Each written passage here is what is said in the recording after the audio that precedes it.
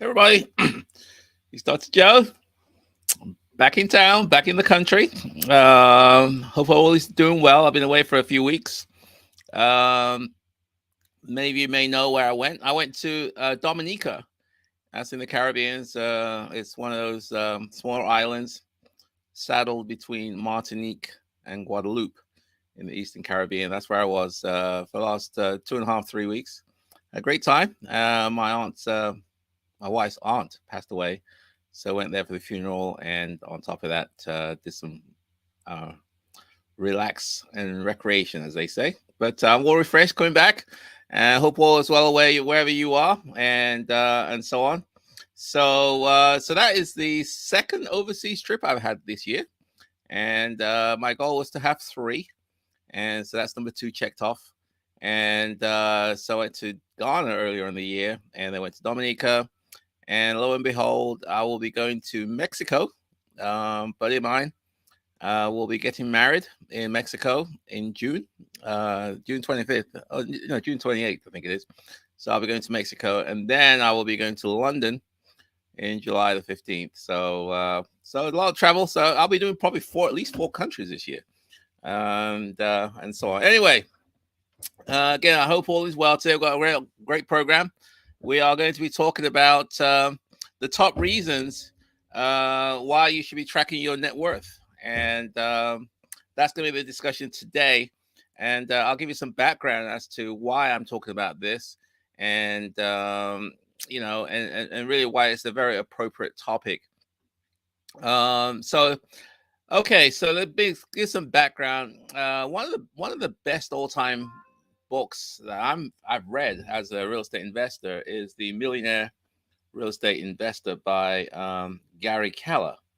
It's a really good book. And while in Dominica, I thought, let me go back and read that book again. Well, not read it, but listen to it again on Audible. So I bought the audio version and started going through. And one of the things that they talk about quite a lot is net worth. They have different financial models, and and how you can become a successful real estate investor. One of the most important things is to be able to know what your net worth is and to track your net worth over a period of time. So he gives a lot of good examples and some food for thought. And I thought, let me just have a session on that. So today we're going to focus on the top reasons why you should be tracking your net worth, and you really should be. And I'll give my rationale for that and some of the tips and suggestions on how you can do that yourself.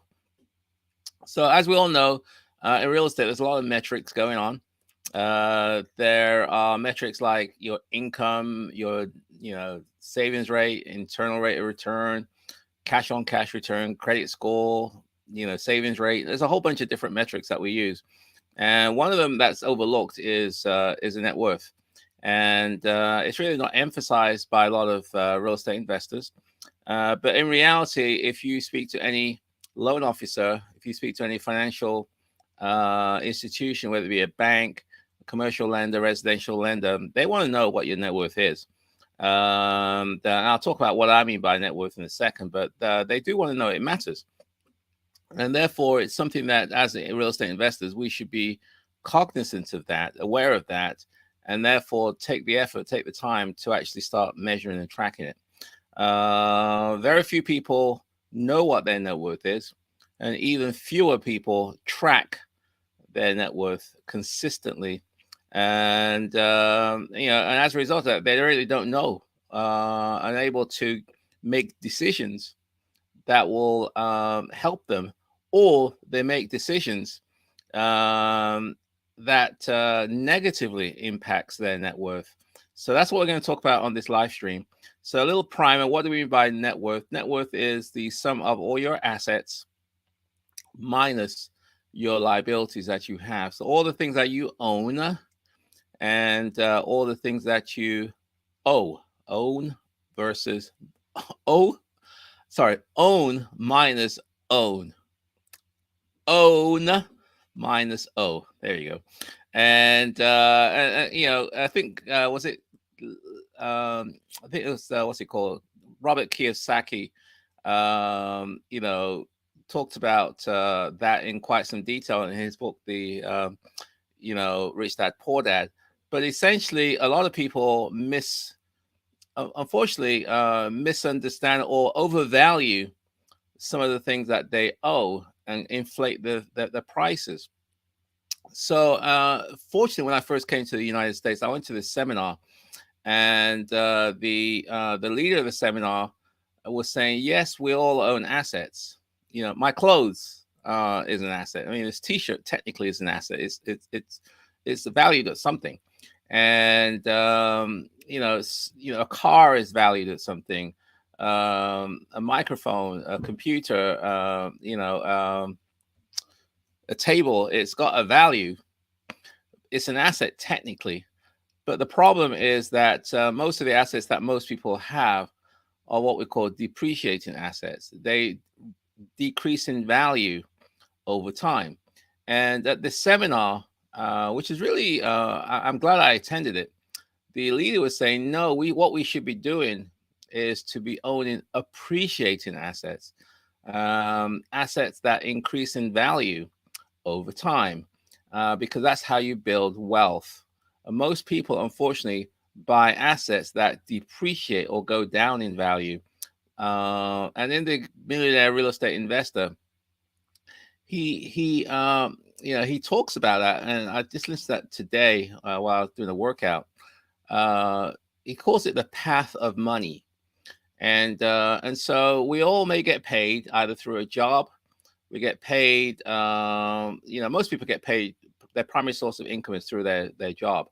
So once you get paid, once you get income, there's really several things you can do with that money. You can go spend it. You can invest that money.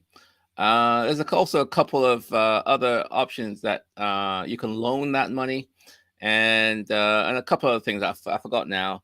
But essentially, he was saying that it's a game that is played, whether you are aware of it or whether you're not. It's the game that's being played, and so most people will get money and they spend it, which means they're out of the race from from the get go. They can't build wealth because they've spent all the money that they have, and so they are knocked out of the game on this financial game. Whereas savvy people like hopefully you and I, we will get money, and we're not going to spend it all. We may save some, but we're going to invest, and hopefully we're going to invest in assets that appreciate in value, and also assets that generate cash flow over time. So that's the game that is played out here. Unfortunately, most people don't understand this game, and they're out. They're out of the running from the beginning. So it's, as I said, it's a really good book, Millionaire Real Estate Investor. And he talks about this in quite great detail, and so on. So why should you track your net worth? Why? And let's have a look. So yeah, so why should you and I track our net worth? Why do we want to do that? Why is that important? Is it important? And so I'm going to give some of the top reasons on why I think you should do that, and that's going to be the focus from this point forward. So first one is a good indication of your overall financial health. Your overall financial health. Um, you know, you know, your your finance is important. It's not the be all and end all. There are more important. There are certain things which are important in life. So it's not all about just the money. But if you're trying to get money or raise money or borrow money or get money from a lender, they want to know your financial health. Okay, and your net worth gives a good indication of your overall financial health. So net worth is the most important metric to measure your overall financial situation, because it takes a big picture approach and looks at everything. It looks at all your assets that you own. And I think at that seminar, to avoid people overinflating their assets. For instance, their car, their clothes, their doodads, as Robert Kiyosaki puts it. Rather than inflating all that, he just says put all that stuff as $10,000. Okay, all your stuff. Just give it a value of $10,000 and then take it from there. Okay, so you may think, well, I got a nice car, I got this, and therefore my assets total, I don't know, $100,000. When in reality, it's probably depreciating in value. It's probably worth a lot less than that. So give some, so the idea is that it helps you look at your assets, and it makes you feel good about what you own. But in reality, you also need to look at the flip side, which is the liabilities that you have. And because that will put that in perspective. So if you get a nice car, which may be worth, let's just say, $20,000, but you got a car note that's worth $15,000, then the 20,000 is after depreciation. So really, your net is $5,000, and over time, the value of that asset is going to decrease. The loan will also decrease, but it's probably that the value of the asset is going to decrease faster. So really, your net worth is going shrinking. Whereas if you buy a home, an investment property, that hopefully you'll follow the things which I do. It's in what we call an appreciating area. It's a desirable place that you can find good quality tenants. Then over time, hopefully, the asset is going to increase in value, whereas the loan will go down because you're paying it off through the rent that you're collecting. So your net worth will increase over time versus the other scenario. I spent that same money rather than putting a down payment towards a house. I bought a car, and now I have an asset that's depreciating, going down in value. Okay, so it really puts it in perspective in terms of what you own versus what you own. Likewise, as I said, the net tracking your net worth allows you to put your liabilities, what you owe, into perspective. Maybe you have some debts, that you think are not bad, but tracking your net worth will really give you a good indication of what you have and so on. Okay, so another second reason why I think it's important to measure and track your net worth is that it's a better measurement on your financial health than just measuring your income. Okay, a lot of us get too caught up in our jobs, get too caught up on, well, I need to work harder, do all these things so I can get a salary increase. Okay, I can do all these things so I can get more money on my job. And so they use income, how much they make, as their key measure, okay, as opposed to net worth. So if they get a salary increase, or if they leave one job and go to another job with more money, they feel that they're doing better, okay? They're using income as the determining, as the primary criteria. It's almost like, me, I talk about the biggest expense as a rental is turnover. So some people get too caught up on, well, I need to increase the rent by $50 or $100 or whatever it is to increase my income. Okay, they got too fascinated and too caught up in income metric, whereas they lose sight of the fact that the biggest expense is turnover, vacancies, people moving in and out of your home. And as a result of that, that will wipe out all the profits that you make. It's the same kind of thing. A lot of people they get too focused on the wrong measure, in my opinion. They focus on income, how much they're making, as opposed to net worth. And when we all know that people with great income, just because you earn more money, it doesn't necessarily mean you're really better off. You may have, in fact, a lot of people who have good jobs, professional jobs, they are living from paycheck to paycheck, in the sense that their expenses are also high, and and they're really struggling like everybody else. So so income as a measure, in my opinion, is not the best way to gauge how you're doing. Okay. It's to own assets that appreciate in value over time. Because if you only look at income, people may feel like they're doing well, may feel like they got a good job, but in fact, they're not. Okay. They're not wealthy. They may be rich, which is income, but they're not wealthy, i.e., having assets that generate cash flow. But so in reality, these quote unquote rich people or people with good incomes, they never actually build their net worth. It's like they don't use their money wisely. I think in the Rich Dad Poor, not Rich Dad, Millionaire Real Estate Investor, I think they said it's almost like I think they say in Dallas, uh, big hat, no cattle or something, or big cat. I think it's big hat, no cattle. I think that's the saying. Correct me if I'm wrong. What it means is that you look good, or you flaunt, from an outward appearance, you look like you got all the trappings of success. Big hat, but no cattle, which means that in reality you really don't own anything. Even the worst scenario is, what do they say? Big, what do they say? I think it's yeah, I forgot the other saying. Anyway, but I think you get the gist of what I'm saying. So on the other hand, someone could have an average salary and utilize their money and use their money wisely, and they can have an impressive net worth.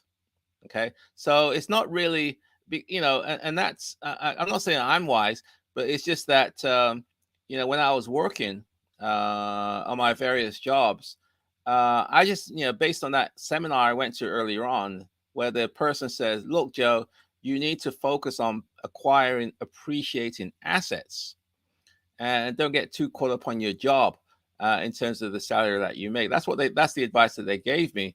So that's the reason that got me on the track of, okay, the salary that I'm making, I need to, be frugal on how I spend my money, save some of that money so I can then go out there and buy appreciating assets, more properties. So I did that house hacking strategy because my greatest expense at that time was a housing, which is the greatest expense for most people. So I wanted to drive my housing cost down, and the best way to do that was to have roommates and to buy a house where I could rent part of the space out. So that allowed me to save money, which then allowed me to go out there and buy more houses. So so somebody could have earned the same salary that I earned when I was doing that.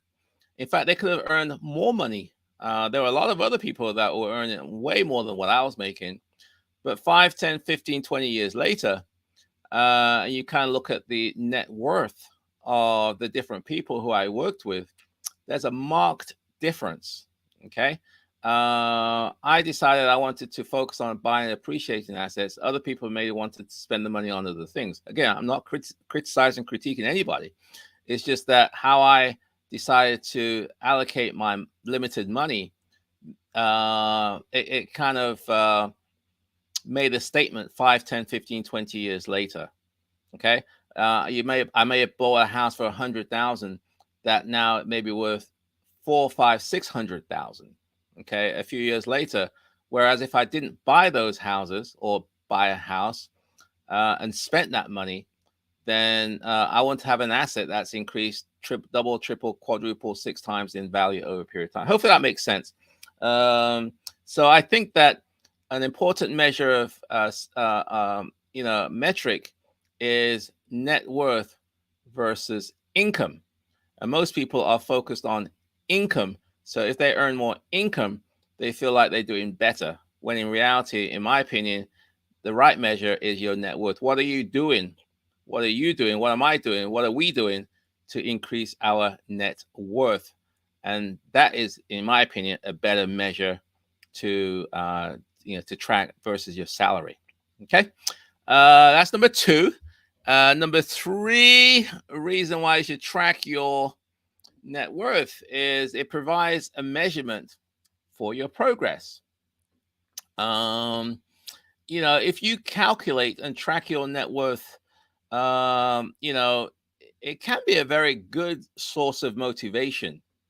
And I used to track my, at one time I was doing it on almost like a monthly basis. That's what they recommended in the Millionaire Real Estate Investor. And I kind of go down to maybe every quarter or every 6 months, depending on how you want to do it.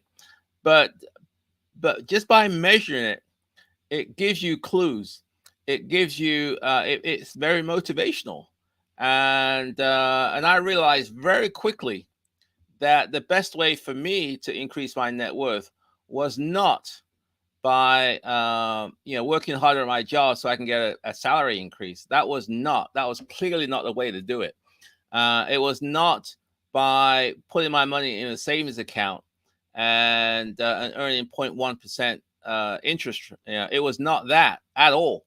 Okay, what became very, very clear to me was I needed to acquire real estate, and not just any real estate, any location, but in areas where it's more likely to appreciate in value. That was the key, to buy not just anything anywhere, but very targeted, very strategic in buying stuff that's going to appreciate in value. Because not all houses in all areas appreciate the same. They just don't. And I think I gave a case in point, in another live stream where I bought two houses at the same time for $100,000. One is worth, 15 years later, maybe worth, I don't know, 300,000, whereas the other one's worth 700,000. So, and that dawned on me that, hey, not all houses appreciate the same. And therefore, since I'm measuring my net worth, I want to be very targeted as to where I buy and what I buy, and so on. So measuring your net worth or it can be very motivating to see how you're doing over time. And hopefully you have long-term net worth goals, whatever they are. Maybe you can share that with me on the in the Q&A. But if you're not progressing fast enough, then by tracking your net worth, you will get cues as to what you should be doing. Okay. And I said I've been consistently tracking my net worth since the first time I read the Millionaire Real Estate Investor about 15 years ago. Since then, I took it to heart what Gary Keller was saying and started to do that and started to track it. And and it's very motivating to see the number increase over. And it helps me to see if I'm on track, if I'm falling behind, what I need to do, and what I shouldn't be doing. Okay, and also it tells me how I can improve myself. So it's really it gives you a good chance to improve and reach your goals. It provides a measure of your progress. Number 4 is that it really emphasizes the importance of your investments. Okay, it's good to check your net worth, as I said before, and see it increase in value, hopefully, because it tells you that your investments are doing well. We all seen values of our investments go down. We're going through a little down cycle right now. We've seen some values, especially if you own real estate in certain areas, go down in value. Okay.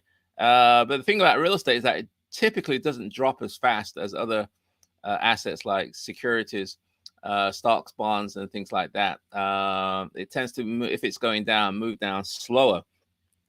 But it's important to track it such that it can help you with decisions, and it helps you manage your money. So it's not just, what's it say? It's not just what you make or what you earn. It's what you do with what you make. That's important. Okay. So it's not just what you make that's important. It's what you do with what you make that's important. And I've seen As I said, we invest in some very conservative, accounts, checking account, savings account, things earning literally nothing. And to me, it just didn't make any sense. Once you've got a baseline, is to take that money and then invest it in places or in vehicles where it's more likely to increase at a faster rate. It's real depressing to see your money go down, especially if the market is doing well. And that's the reason why I become a lot more targeted in what I buy, where I buy, and so on. So take the time to educate yourself and learn about money and investments. You should feel comfortable, about money, finances, personal investments. You should feel comfortable with that. You don't always have to rely on other people to do it for you or tell you what to do. You can't know everything. I agree with that, but I think we all have the ability to learn ourselves. So it helps us, sort of with the understanding the importance of our investments. Again, we're going to have a Q&A shortly. So get your questions together, and I'll be more than happy to answer them. And towards the end of the session. So hopefully this is helpful. I know we haven't had a session on net worth in a while, so I wanted to, talk about that. Okay, so get your questions together, and I'll be answering them very, very shortly. Okay, number 5, it provides a motivation to eliminate debt. Okay, there is good debt and there is bad debt. In my opinion, good debt is, acquiring good debt allows you to acquire assets that appreciate in value.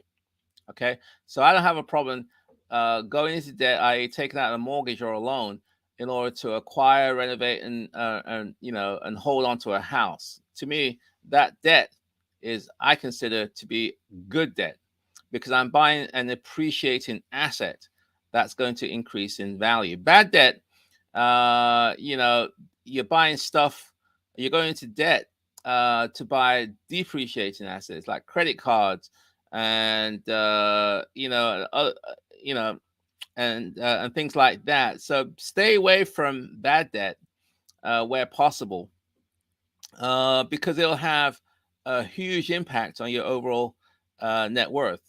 I mean, many of us got student loans, maybe it's got credit cards, got car loans and things like that. If it's not to acquire appreciating assets, my suggestion would be try to pay a lot of those stuff off if you can. And because it's really not it's going to have a negative impact on your overall net worth. It can be quite surprising. I think a lot of people have a lot of debt, and if they can make headway in paying some of that stuff down, then it'll then allow them to take on more debt to acquire appreciating assets in value. So I recommend you check your net worth. Depending on you.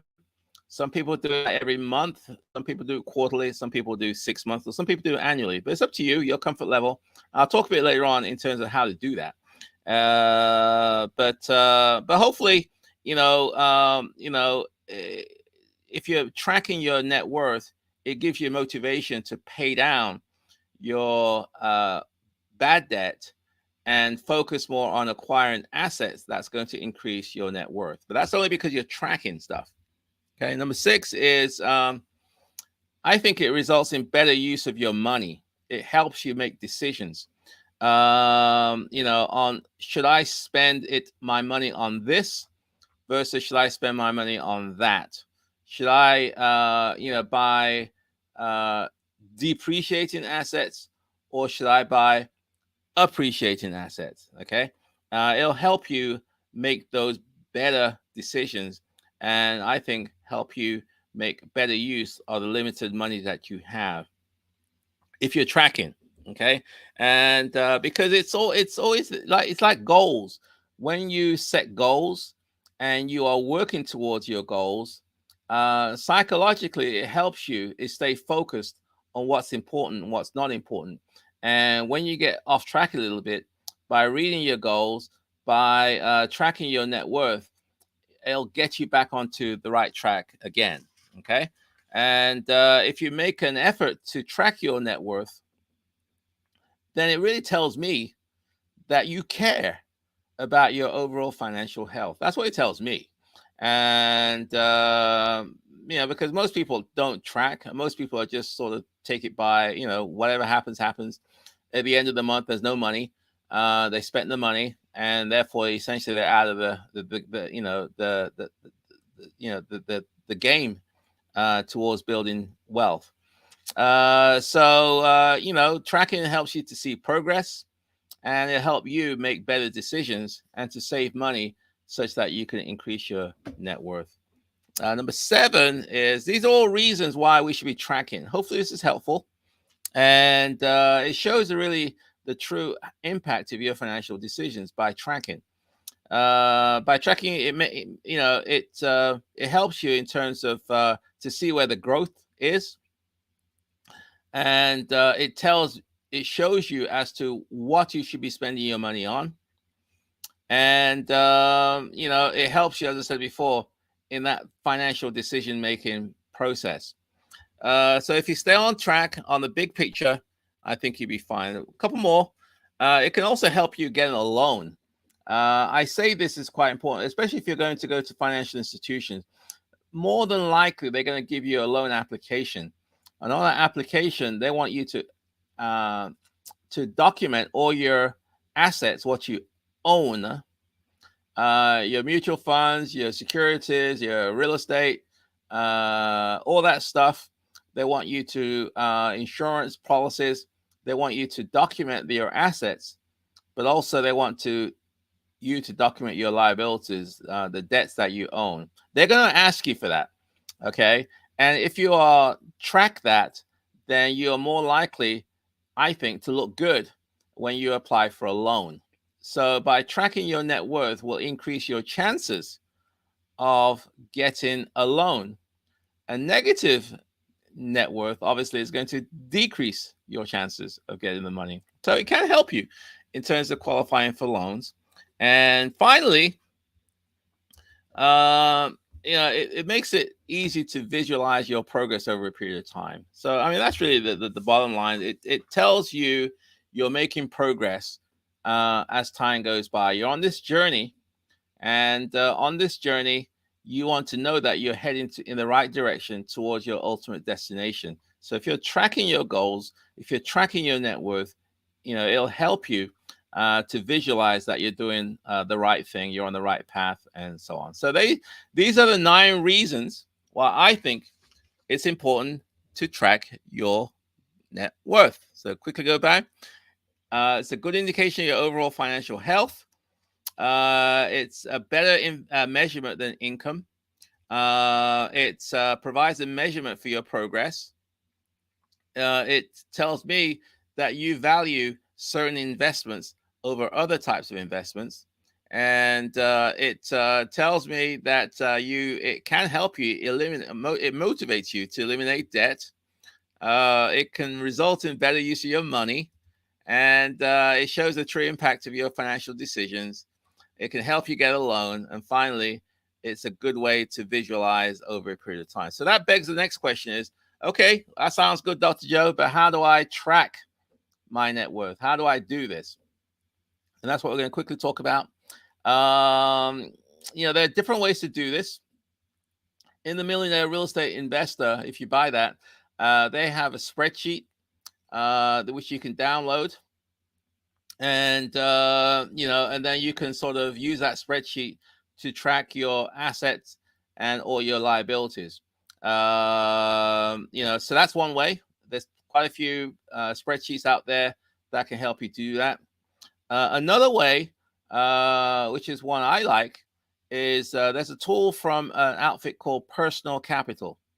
That may be something you may want to check out. They have this automated tool, where it's an app where you can, amongst other things, track your net worth. So you can link in all your accounts, so your mortgages, your credit cards, your loans, your debts, your assets, all those different accounts can be linked into Personal Capital, and they can pull that data and in order to determine what your net worth value is over time. So it's more of I would say it's completely automated, but it's a lot less manual than entering the same information on a spreadsheet on a regular basis. So again, I'm not pushing personal capital. There are several other competitive products out there. Check them out. And but it's very easy to use this one, and just log into your account and pull the data and just keep going. QuickBooks allows you to do something like this, and so it's a good tool. There's several tools out there. Otherwise, you can just use your spreadsheet and just go with your Excel spreadsheet or Google Sheets or whatever you want to do. But the important thing, the bottom line, is that it's really important to track your assets and track your liabilities, and therefore allows you to track your overall net worth. And if you do that, I think you'll be okay. And I do it. Highly recommend that you do it. And I think it's very important, as serious, sophisticated investors, we should be tracking and measuring how we are doing towards our financial and our financial independence goals. So with that said and done, we're going to go Q&A.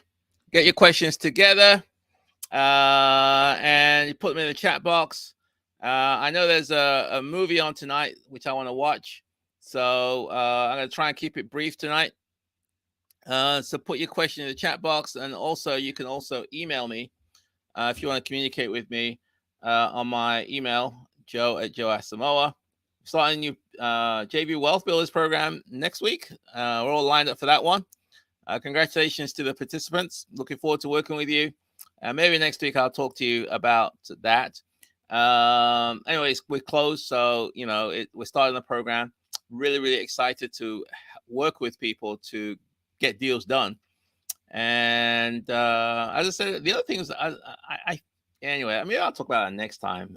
Just the joy of travel and the joy of traveling to other places. So I really enjoyed Ghana, and I'm thinking about maybe putting something together for those people who are interested in going to Ghana. To have a really authentic Ghana experience, and another trip, and so on. Okay, so let's have a look. We have Marlon. Hi, Marlon. Hope you're doing well.